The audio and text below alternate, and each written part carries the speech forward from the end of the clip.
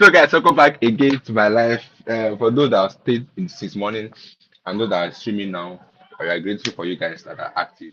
So, today we're talking on some topics and some headlines. So, this one is about the forthcoming protest coming in October, from October 1st to October 10th. And it's going to be a massive protest because people are hungry, people are angry. A lot of things are happening in Nigeria and people are tired. So I guess that this forthcoming protest is going to be a massive one because hunger is everywhere.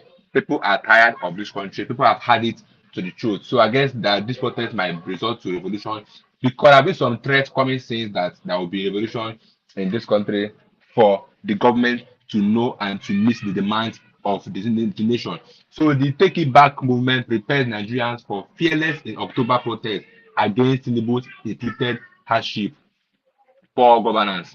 Because a lot of things happening right now in our country, there is high in price of everything. People are hungry, people are tired, people are suffering, people have given up from life. Because right now there's a case where the kidnappers are now entering the hospital just to kidnap people and then ask for ransom just to be able to survive in our country, Nigeria. That is so bad for us as a country. And that's why this protest must hold. But the government have been fighting this protest for over a month now. They've been arresting all the planners of the protest and also the human activist, Sowore, which you all know it, Omoyele Sowore. They've asked for him to be arrested because he's not back in Nigeria. So they've also declared him wanted. Now, once he steps into Nigeria, that he should be arrested. Then the question is, what have he done? Because they have been putting pressure on this protest, that saying that this protest must hold, that people should come out in mass and protest against this bad governance. Because the government knows how that 10 days poll was fire, because people came out angry. And yes, they didn't do anything, which means that this time coming will come with more fire. I think that's why the government are actually scared about this protest coming. So they'll be fighting this protest for some time now.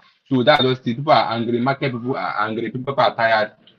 As you can see, there are some flags and there are some banners that have been done just to inform the citizens that there will be a serious protest coming on the October 1st to October 20th. It's going to be a 20 days protest as they plan for it. So these are the people that are angry youth that are actually making the awareness already so that people will know that next month is not for joke, that this government must hear us. So this is the banner for it. And then also, these are about these DSS that are busy arresting people up and down because the DSS are the one that arrested Nnamdi Kanu, and Nnamdi Kanu is still in custody despite not doing anything or not being charged of anything. But the government are still keeping him there. The CSS that actually arrested him, and then the CSS have actually sent a message to the Finland saying that they should deploy or they should deport him on Eba so that them too can arrest him on Eba, and then we all know their plans is to remove or to reduce the Biafra agitation. But I don't think that one is possible because the more you try to reduce Biafra agitation, the more it's going higher. And I think the government should learn that nothing can stop Biafra agitation. So the DSS have been warned of how they arrest and invade people's house because DSS actually invaded Serap house because Serap is an organization in Nigeria. So they actually invaded their house because they gave Tinubu for 8 hours ultimatum to remove fuel subsidy.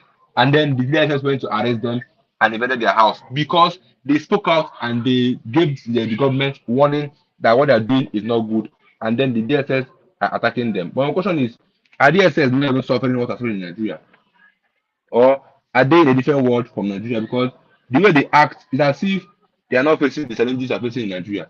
I don't even know how to put it, but I think what they're doing doesn't make sense. That's why people are now coming to warn them that they should be careful on how they arrest people because any small thing they arrest you, any small thing they arrest you because they have the power. They arrest you without even you knowing what you did. Because if you ask them now what they now can do now, they don't have any clear evidence of what he did, but just arrested him because he's seeking for people that he wants Biafra to stand, and that's why he's fighting the Biafra land. A lot of things are happening in Nigeria right now. People are not. I don't know if there's anything called human rights again in Nigeria because in terms of human rights, we have the right to protest, but the government have taken that away from us.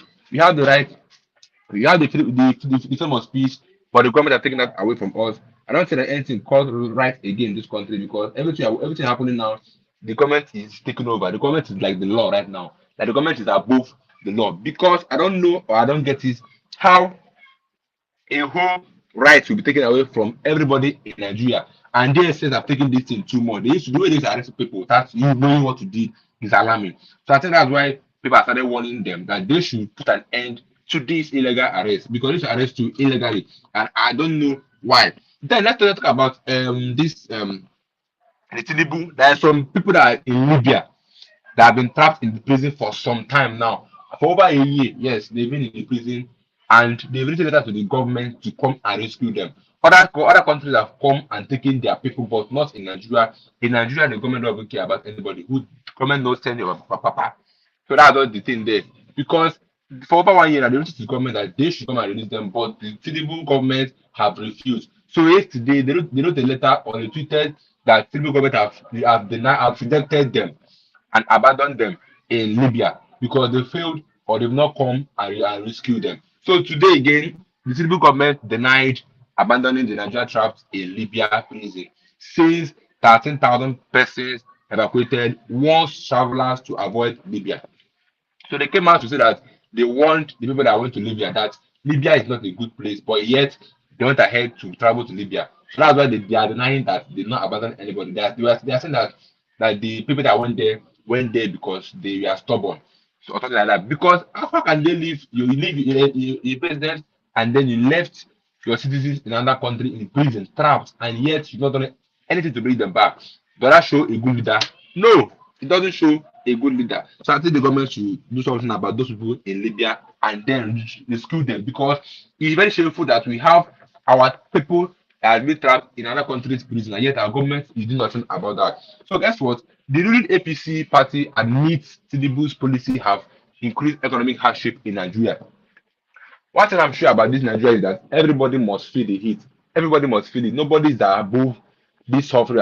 Even the rich people are feeling the heat. The poor are feeling the heat. The middle class are feeling the heat. So I guess that's why the APC have started coming out to admit because before they were saying my party must rule Nigeria, my party must rule, my party this one, and then the hardship have gotten to the next level, and now everybody has woken up, and now the APC have admit that Tinubu's policies have increased hardship in Nigeria. But let's see if this that I admitted will give a result because this protest coming needs all hands on deck. Like everybody should come out and protest that this government should go or this government should give us a better policies and a better governance. Because right now, also I having right now is not it's not good at all for anybody.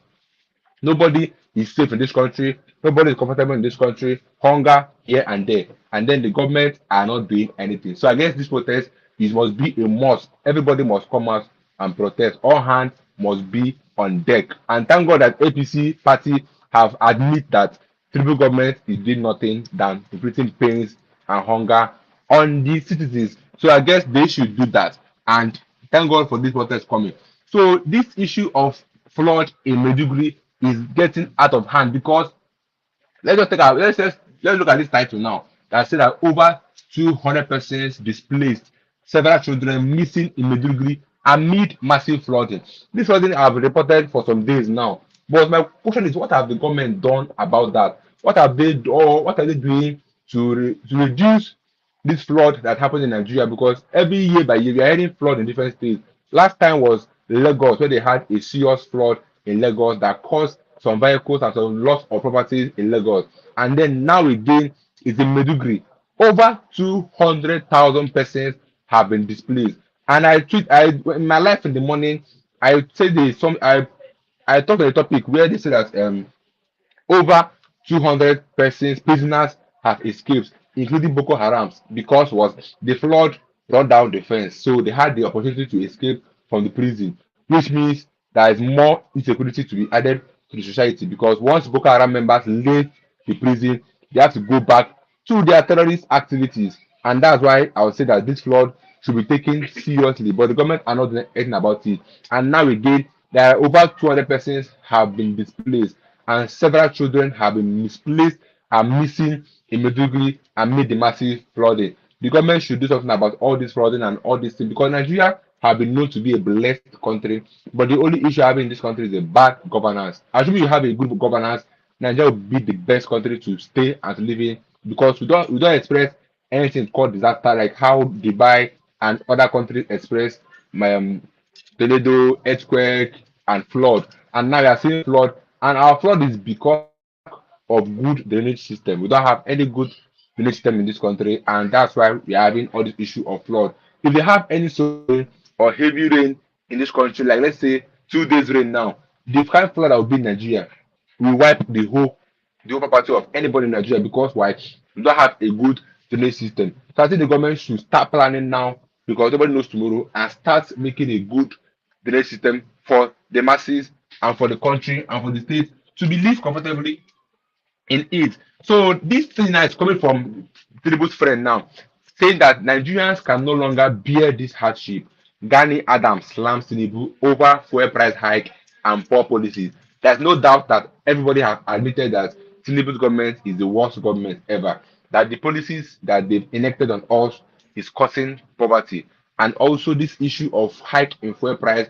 But my guy, the president have not even done anything about that fuel price hike in fuel price because on his first day as the president of Nigeria, he said that he's removing fuel subsidy, and since then fuel has been going up instead of going down. It's going up. How does that help us in this country? And once fuel is up, shockingly everything goes up. That's nature. Once the basic needs goes up, everything follows. Everything follows suit. And that's why we are suffering in this country. Everything now is high. Everything is high.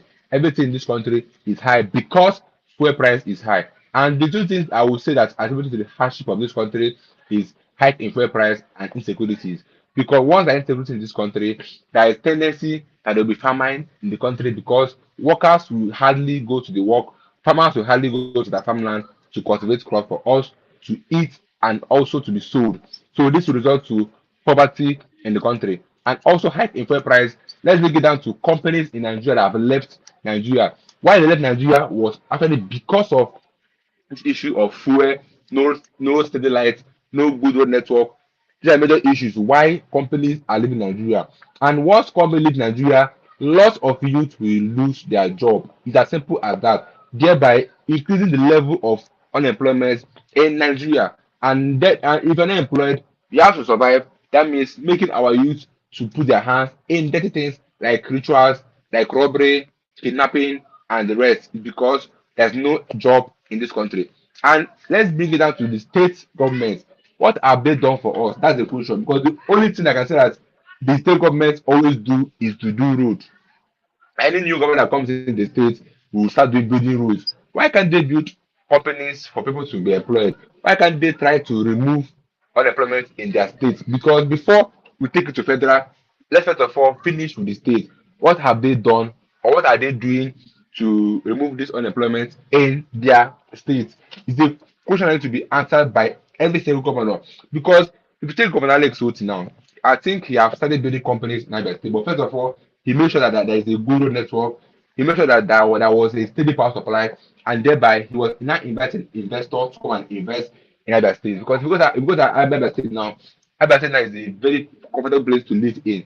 It's secured. They have power supply. They have good road network. They have water. Everything you need is there in Abia State. If every state can copy Abia State, then I think Nigeria can be a better place because depending on only one person, only one man, Tinubu is going to make this country suffer more because their government is not even looking as if they have plans for this country or they have better plans for us because everything we are just struggling to survive in this country.